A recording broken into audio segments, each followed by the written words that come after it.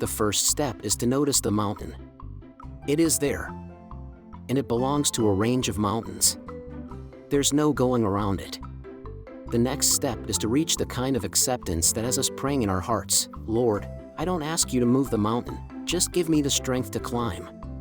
The step after that is where somebody, and then several somebodies, try to climb it. It's a hard climb. They explore, they find footholds, they blaze a trail or make a way out of no way. They climb, and finally one of them, and then another, reaches the top. And the next step is, they come back down and teach us about the climb, and the view from the top, and the promise of the other side. With the next step, hikers follow the known trails and make them well-worn. It's still a tough climb, but there are markers on the trail, and you're not up there all alone. And then another step, some new adventurers look for a mountain pass where a broad road can be paved. Many think that pass doesn't exist. They stick to the hard trails. But some believe in the highway, that the ascent should not require hiking gear, and that we can all go over together. And at last the mountain pass is found, and a leader appears to help us take the next step, to build that road. I think that's where we are. America has a long and complicated relationship with a mountain called inequality. We say, because Thomas Jefferson wrote it in our Declaration of Independence, that all men are created equal. And we interpret men to mean everybody, women too, because once upon a time when people meant everybody they said men. That was true within the lifetimes of many of us here. Many of us here remember Dr. Martin Luther King Jr. giving a speech in front of the Lincoln Memorial in Washington, D.C. Most of us have seen it on video, at least a piece of it, and he said he had a dream that one day this nation would rise up and live out the true meaning of its creed, that all men are created equal. And he meant everybody, and we all knew it. And we also knew, from our own experience, that in fact we are not equal. We are not the same. We are diverse in many, many ways. Still, there is something true, and something important, that Jefferson meant by saying we are all created equal.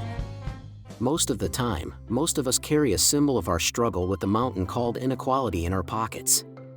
Maybe you have one in your pocket now.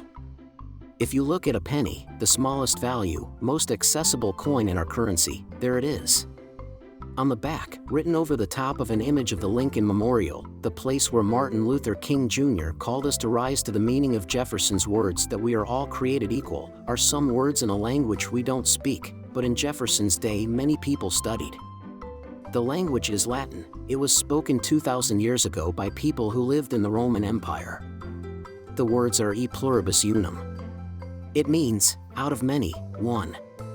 It means, we are diverse, but we are one people.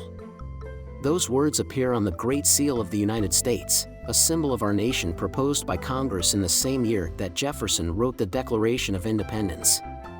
About 100 years later, Congress required that e pluribus unum appear on all our coins. The phrase was on the Great Seal and on our coins, but not officially a national motto.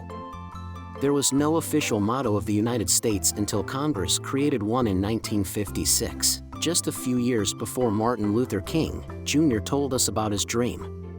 That motto also appears on the penny, on the other side, over the top of the image of Abraham Lincoln himself, "In God we trust." It is a phrase that first appeared on our coins during the Civil War, and first appeared on all our coins during the Great Depression. After it became an official motto, it also appeared on our paper currency. Those two mottos, out of many, one and in God we trust, are in every way two sides of a coin. There are things beyond the power of human beings to manage or control. Regarding those things, the best we can do is to accept and to understand and to trust in nature and in the grace that we meet in the world, and adapt to it. And regarding those other things that are within our power to manage and to shape, the best we can do is to come together as one people and use our diverse gifts to shape a better world. I think it is no coincidence that e pluribus unum became more firmly established at times when we were building together, building our foundations after the Revolution, and rebuilding after the Civil War, while in God we trust became more firmly established at times when we faced our greatest challenges, during the Civil War and the Great Depression. One more symbol on the penny is one you can't see. The fact that it is the most accessible coin in our currency means it is a symbol of sharing. We don't all look the same, and we don't all have equal abilities. We are not equal in wealth, either. Some of us have more money, some of us have less. Money is how we share our diverse talents and help each other most of the time. Money represents work. It represents effort. In order to make the world a better place, using our diverse abilities to shape the things we can, we have to do work, to make an effort. Most of the time, when we do work that benefits someone else, they give us money so that we can buy the things that sustain us and make our own lives better, food and houses and cars and toys and so on. A lot of those things are things we can't or don't know how to create for ourselves, but other people know how. That's part of our diversity, too. And since they know how, they make more than they need for themselves, in order to share. And most of the time, we share by buying and selling. A penny doesn't buy very much by itself, but put lots and lots of pennies together and pretty soon you're able to buy what you need. And by doing some work, you can always earn some pennies. Now, let's talk about that a little bit. Do you need somebody to give you money before you'll help them? Do you always need money to get what you need? Can you share without using money? That's what I mean when I say a penny, and money in general, is a symbol of sharing. We don't need it in order to share. But it's a tool we invented to make sharing simpler to do. The fact that we invented that tool means we think sharing is important. So when you look at a penny, it can remind you that sharing is important. That's what symbols do, they remind you of things that are important. Sharing is important to us. Helping each other is important to us. That's why we invented money. That's why we use it. The idea is that, whoever you are, if you have some money, you can buy what you need. Everyone is treated equally in that way. Everybody's money spends the same. If you've got it. Justice is also important to us. Being fair and playing by the rules is important to us. That's why we have laws. And that's what Thomas Jefferson was talking about when he wrote that all men are created equal. He meant that everyone deserved respect and fairness and justice. That was a new idea when our country was founded, that all people should be treated the same, should be equal before the law. The law wasn't supposed to be different for you than it was for other people. It wasn't supposed to be enforced differently for you than for other people.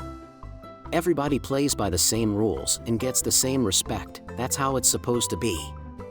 That's what equality before the law means. Everybody's money spends the same, and everybody deserves the same respect and fair treatment under law. There's another word on the penny that symbolizes those two things together: liberty.